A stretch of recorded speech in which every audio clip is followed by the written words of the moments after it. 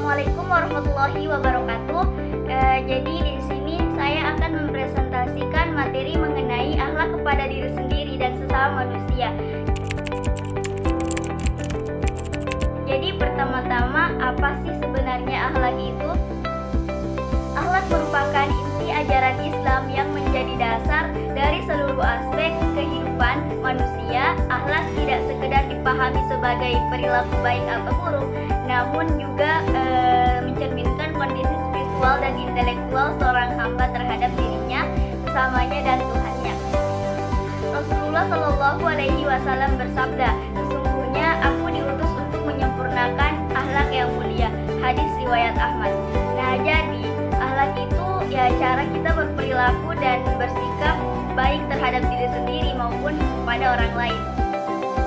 Akhlak itu sangat penting karena akhlak menunjukkan seberapa kuat iman seseorang. Oke, sekarang kita masuk ke pembahasan mengenai akhlak kepada diri sendiri dan sesama manusia. Jadi maksudnya akhlak kepada diri sendiri itu bagaimana kita mampu memperlakukan diri kita dengan baik. Contohnya menjaga kesehatan seperti makan makanan sehat, olahraga, dan cukup istirahat. Terus menjaga kehormatan diri, artinya tidak melakukan hal-hal yang dapat mempermalukan diri kita sendiri. Kemudian kita juga harus menjauhi sifat buruk, misalnya malas, sombong, atau gampang menyerah. Kemudian akhlak kepada diri sendiri juga adalah fondasi penting untuk berinteraksi dengan orang lain. Dengan mengenal, menerima, dan memuliakan diri kita sendiri, seseorang dapat membangun kesadaran diri, meningkatkan kepercayaan diri, dan mengembangkan hubungan yang lebih baik dengan orang lain.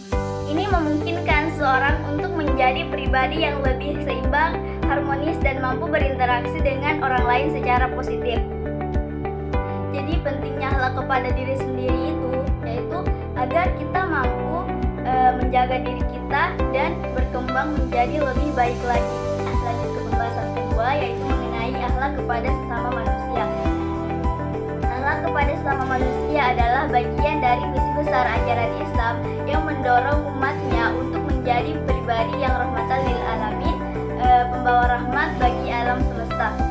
Jadi akhlak kepada sesama manusia yaitu bagaimana kita mampu memperlakukan orang lain yang ada di sekitar kita. Contohnya bersikap jujur, misalnya kalau kita ada salah kita ngaku salah.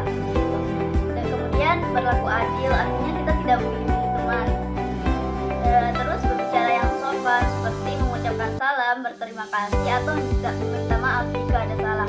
Dan menjaga lisan, artinya kita harus hati-hati saat berbicara supaya orang lain yang mendengarkan ucapan kita tidak merasa tersakiti, merasa tersinggung.